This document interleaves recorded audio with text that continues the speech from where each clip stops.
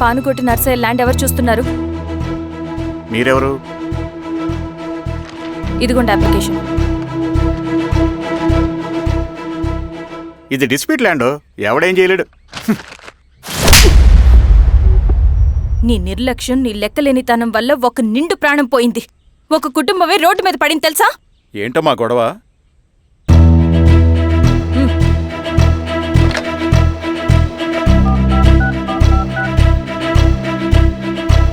Hello sir.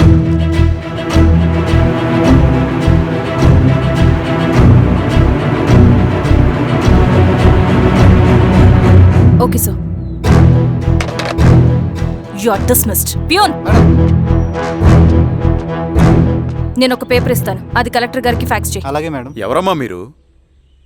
ఈ ఊరికి కొత్తగా వచ్చిన ఎంఆర్ఓ.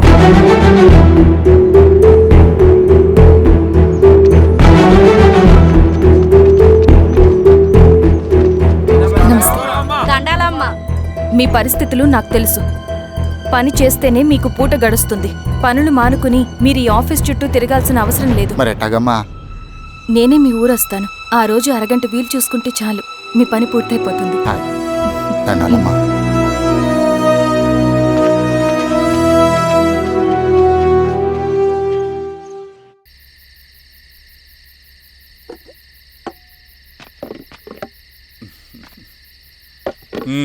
ఎంఆర్ఓ గారు, ఏంటి ఛార్జ్ తీసుకున్న మొదటి రోజే ఆఫీస్లో మీ పవర్ చూపించారట?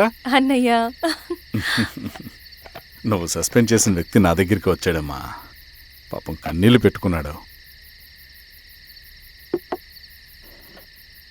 అతడి వల్ల నష్టపోయిన ఒక వ్యక్తి నా కళ్ళ ముందు చనిపోయాడన్నయ్య. కన్నీళ్లు ఎన్నిసార్లు తుడుచుకున్నా పోతాయి, కానీ వీళ్ల నిర్లక్ష్యంతో పేదవాళ్ల ప్రాణాలే పోతున్నాయి.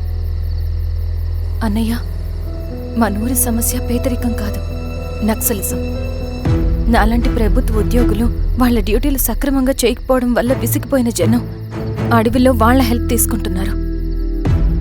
ఒక వ్యవస్థ ఇక్కడ సరిగ్గా పనిచేయనందుకే మరో వ్యవస్థ అక్కడ పుట్టింది. అందుకే నా పన్నం చేయనివ్వండి. స్నానం చేసి రండి, భోజనం చేద్దాం.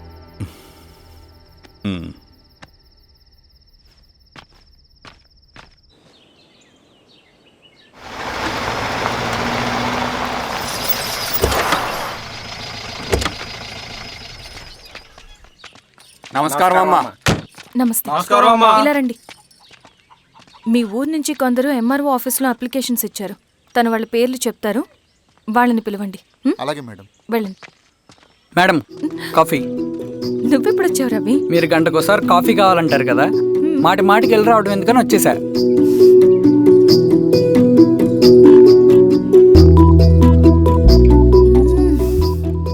రవి, ఈ కాఫీ కోసమైనా నేను పెళ్లి చేసుకోవచ్చు. అదేంటి అలా అనేసారు? That's a compliment. భలే వారండి బాబు. నమస్తే. ఇలా ఇవ్వండి.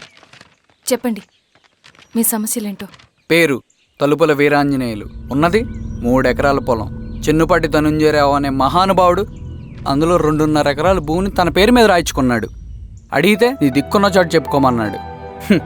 దిక్కులేనాడు కాబట్టి 1/2 ఎకరం భూమి మీదే పెద్ద కుటుంబాన్ని నెట్టుకొస్తున్నాడు. అవునమ్మగారు, ఆ పొలం ఎలాగైనా తిరిగిపించేయండి అమ్మగారు. ఆ పొలం కోసం 3 సంవత్సరాల నుంచి తిరుగుతున్నాను అమ్మగారు. వీరబాబు, వీళ్ళందరి దగ్గర కలెక్ట్ చేసుకో. మేడం, దాదాపుగా ఇక్కడ ఉన్న వాళ్ళందరి పరిస్థితులు ఇవే. వీళ్ళ సమస్యలు పరిష్కారం కావాలంటే మాట్లాడాల్సింది వీళ్ళతో కాదు మేడం, మన ఊరి పెద్ద మనుషులతో. ఇందు మూలంగా 50 మంది గ్రామ ప్రజలకి తెలియజేయండి ఏమనగా, శ్రీరామగిరి గ్రామ పంచాయతీ మోతుబరి రైతులు, సన్న చిన్నకారు రైతులందరూ రేపు ఉదయం 10 గంటలకి ఎంఆర్ఓ ఆఫీస్ దగ్గరికి రావాలా.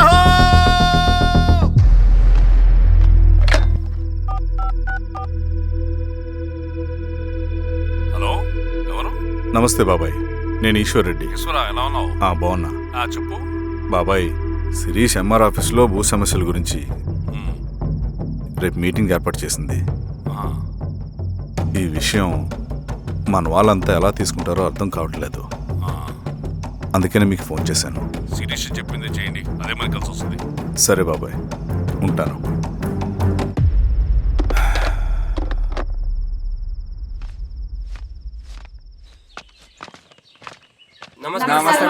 నమస్తే మేడం. కూర్చోండి. పొలాల్లో పండిన పంట కోతకొచ్చినా ఈ రోజుకి ఒక్క గింజ కూడా తెగకుండా పక్షులకు పందికొక్కలకు ఆహారంగా పోతుందంటే దానికి కారణమిది. ఈ ఊరికి పట్టిన దౌర్భాగ్యం మీరు చేసిన అక్రమాల చిట్టా. కడుపు మంటతో ఉన్నవాళ్లు మీరు చెప్పిన కూలీకొచ్చి ఎందుకు పనిచేస్తారు? దౌర్జన్యాలు చేసి దిక్కున్న చోట చెప్పుకోమన్నారు. ఇప్పుడు అడవే వాళ్ళకి దిక్కైంది. అది ఎవరి తప్పు? మొత్తం 100 ఎకరాల పైచిలుకు భూమి వాళ్ల దగ్గర దౌర్జన్యంగా లాక్కుని ఇన్ని సంవత్సరాలుగా మీరు అనుభవిస్తూ ఉన్నది. మీ అంతట మీరుగా తిరిగిచ్చేస్తారా, లేదా చట్టం ఎలా పనిచేస్తుందో మీకు చేసి చూపించమంటారా? అలా చేయండి మేడం. నువ్వు ఆగవే నరసింహులు.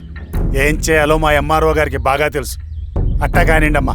ఇస్తే మీ పొలాలు ఇవ్వండి, మా వివం. మీ పేరేంటి? సామిరెడ్డి. రూల్స్ ప్రకారం వెళ్తే మీ మొత్తం పొలం పోతుంది. కూర్చోండి. సామరెడ్డి కూర్చో.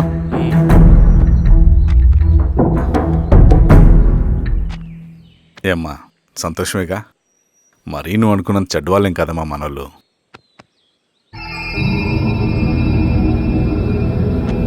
పదనాన్న. నమస్తే. పెద్ద ఆయన చెప్పాడు అంతా మన మంచికే. పోను పోను నీకే అర్థం అవుతుంది. సెంట్రల్ కమిటీ నుంచి కొత్త ఆర్డినెన్స్ వచ్చాయి. దాంట్లో ముఖ్యమైనవి జరగబోయే మైనింగ్ ఆపాలి, రెండోది జెడ్పీటీసీ ఎలక్షన్స్ని బైకాట్ చేయాలి, దీనికి జనాల్ని సిద్ధంగా ఉంచాలి.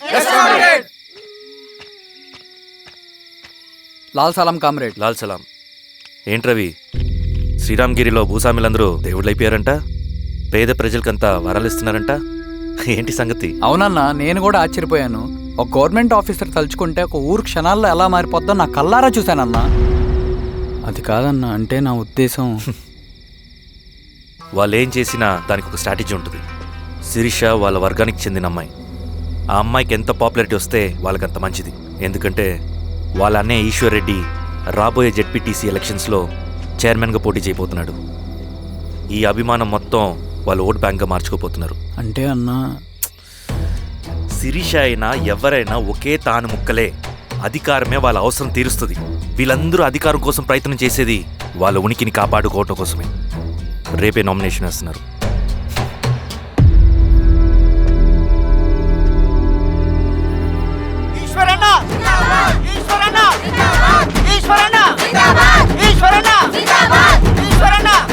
గారు మీ సపోర్ట్ మాకు కావాలి. స్వామి, అయ్యా, మీ అన్నయ్య గారు ఎలక్షన్లు పడుతున్నారమ్మా. అవును. అయితే మా ఓట్లని మీ అన్నయ్య గారికేనమ్మా. వాళ్ళు ఏం చేసినా దానికి ఒక స్ట్రాటజీ ఉంటుంది. అమ్మాయి గారు, సంజీవ్ రెడ్డి గారు వస్తున్నారంట. మధ్యాహ్నం భోజనానికి అన్నయ్య గారు ఇంటికి వచ్చి ఉన్నారమ్మా. అవునా? సరే సరే అమ్మా. రవి, నువ్వు కూడా నాతో వచ్చే. అది రవి, ఇక్కడ నాకు ఫ్రెండ్స్ అంటూ ఎవరూ లేరు. నాకు తెలిసిన వాడివి నువ్వు ఒక్కడివే. I'm feeling alone. అందుకే, అర్థమైందా? సరే.